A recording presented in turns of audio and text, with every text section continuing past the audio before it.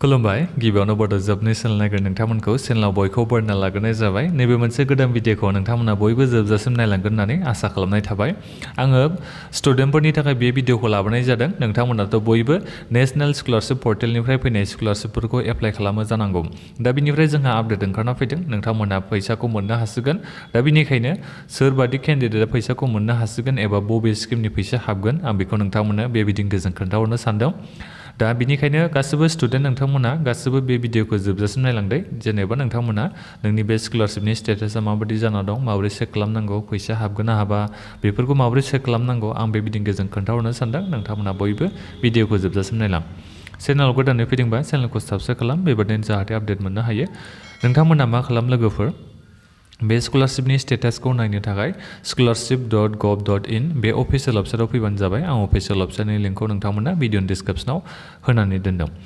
ओरै आरो लोगोफोर नोंथांमोननो जेनेबा आङो मैयायै नोंथांमोननियाव मोनसे वाट्सएप ग्रुपआव एसएमएस हरदोंमोन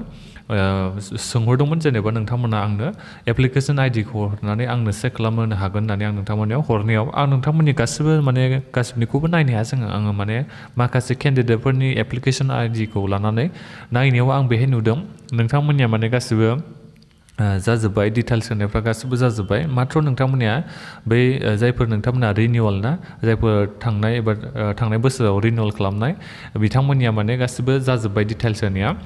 माथ्र बिथांमोननिया फाइनाल माबायाल'सो जानांसिगौ फाइनाल साइनल'सो होनांसिगौ जुदि बिथांमोना डिजिटेलि साइन होबानो नोंनि बे फैसाया हाबगोन दा बिनिखायनो रिनिउवेल खालामनाय नोंथांमोननिया फैसा हाबसिगोन दे थांनाय बोसोरनिया दा नोंथांमोना सिन्था खालामनो नाङा साननैसोनि उनावनो जुदि बियो डिजिटेलि साइन जायोबा नोंथांमोना फैसाखौ मोननो हागोन आरो फैसाया सोरनियाबा एसे खम बुरजा बेबायदि जादों मानि थाखाय जादों आं बेखौ बुंनो हाया जायखिजाया आं मैया चेक खालामनायाव मैया नोंथांमोना आइडि हरनायाव आं चेक खालामनायाव नुनो मोन्दों सोरनाबा बेबादिनो 28,000 सोरनाबा 30,000 बेफोरबायदि फैदों आरो स्कलारशिपनि एमाउन्टआ दा मानि थाखाय बिदि समान जायाखै आं बेखौ मिथिया जायखिजाया नोंथांमोना बयबो चेक खालामनो हागोन नोंथांमोननिया बेसेबां बे स्टेटासाव देखायदों फैसा बेसेबां हाबगोन बायदि बेखौ नोंथांमोना नैबे लगिनाव थांनानै गावबागावनि डिटेल्सखौ नायोबा नुनो मोनगोन बेसेबां फैसा हाबगोन बेखौ नोंथांमोना नुनो हायो दा आंनो कमेन्ट बक्सआव नोंथांमोना खोन्थाहरदो बेसेबां नोंथांमोननि फैसा हाबगोन बायदि दा बेनिफ्राय माबोरै चेक खालामनांगौ आं बेखौबो नोंथांमोननो खोन्थाहरनो दे नैबे लगिन ओमफ्राय मोनसे खोथा जायफोर नोंथांमोना देग्लाय फ्रेस खालामदोंना गोदान जायफोर नोंथांमोना एप्लाइ खालामदों नोंथांमोननिया दासो नडेल अफिसाराव माबा जाबाय भेरिफाइ जाबाय गिबियावनोथ' नोंथांमोननिया कलेजाव एबा स्कुलाव भेरिफिकेसना जाखाबाय बिनिफ्राय नोंथांमोननिया दायो नडेल अफिसाराव दा भेरिफिकेसना जोब्बाय नोंथांमोननिया जानानै थांबाय दा एसे थांबावगोन बिनिफ्राय UGC एबा गावसिनि बे अफिसियेला मोनसे भेरिफाइ खालामगोन बिनि उनावसो नोंथांमोना पेमेन्टखौ मोननो हागोन दा बेनिखायनो एसे सम नांगोन जायफोर देग्लाय बानायनाय बिथांमोना एसे माने देग्लाय माने थांनाय बोसोराव आरो दाथ' गोदान बोसोर हाबबाय नालाय थांनाय बोसोराव खालामनाय नोंथांमोना देग्लाय बोसोरनि जेनेबा आगष्ट' सेप्तेम्बराव नोंथांमोना फैसाखौ मोननो हागोन दा स्टेटासखौ चेक खालामनो थाखाय लगइन बेक खालामदो आं दा नोंथांमोननो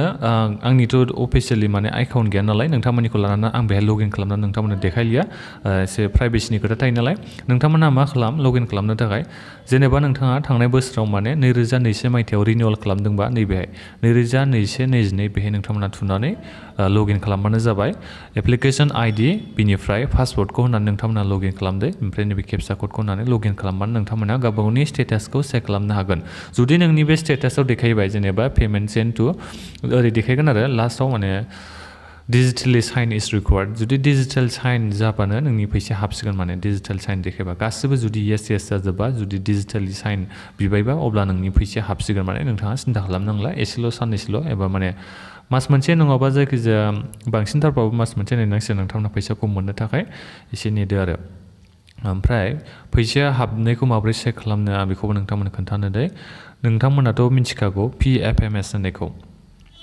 PFMS आव फैनानै नोंथांमोना चेक खालामनो हागोन दे ओमफ्राय बेजों लोगोसेनो आं लिंकखौबो होनानै दोनखादों भिडिअनि डिसक्रिपसनाव चेक खालामनो हागोन बेजों लोगोसेनो आरो मोनसे खोथाबाव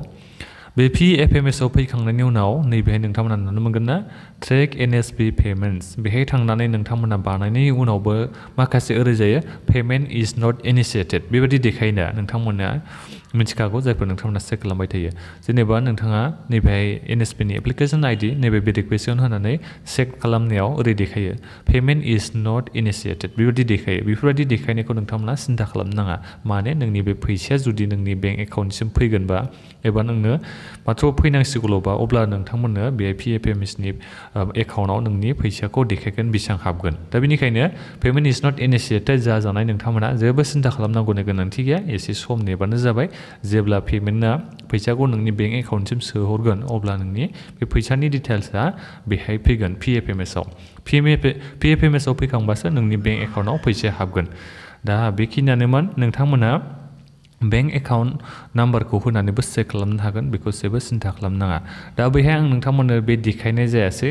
चेक खालामनायखौ आं खोन्थाहरनोसै दे जेबो नङा आं लगइन ल'सो खालामना देखायासै जेनेबा नोंथांमोननि माखासे एकाउन्ट दंमोन अब्लाबो आं बेखौ लगइन खालामनानै देखायला 39 बे माबाखौ केपचा क'डखौ थुबानो जाबाय 39889 बेबादि थुबानो जाबाय NSP नि बेहाय एप्लिकेशन ID होदो बेखौ केपचा क'डखौ थुदो बेनिफ्राय नोंथांमोना सार्चआव थुनानै चेक खालामबानो जाबाय भेरिफिकेशना जायाखै दे आंनिया र' आं नोंथांमोना थुनानै एसे खोन्थाफिनबावनि CFD 578 बेनिफ्राय नोंथांमोना सार्च खालामबानो जाबाय सार्च खालामखांनायनि उनाव नोंथांमोना गाहायाव फैबानो जाबाय गाहायाव नुनो मोनगोन नै बिदि जागोन दे नै बेबादि जेरै बे आंनिमोन सिगांनिमोन बे जोबखांबाय आंनिया स्कलारशिपआ दा बेहाय 54,000 payment file rejected by agency बेफोरबायदि जानायखौ नोंथांमोना जेबो सिन्था खालामनाङा बे पेमेन्ट फाइल रिजेक्टेड बाय एजेन्सिया सिगाङाव देखायखायो बेयो जेबो बेखौ नोंथांमोना सिन्था खालामनाङा एसे उनाव नोंथांमोननिया बेयो पेमेन्ट फाइल रिजेक्टेड बाय एजेन्सिनि गाहायाव नोंथांनि पेमेन्टनि डिटेल्सआ ओंखारगोन दा बेखिनियानोमोन नोंथांमोना बेबायदि चेक खालामबानो जाबाय माबाफोर सोंनांगौ दङबा भिडिअनि कमेन्ट बक्सआव कमेन्ट खालामनो हागोन बे भिडिअखौ नोंथांमोना लोगोफोरनो बयनोबो शेयार खालाम आरो बेबायदिनो आपडेट मोननो थाखाय नोंथांमोना चेनेलखौ बयबो साबस्क्राइब खालामना ला गोजोन्थों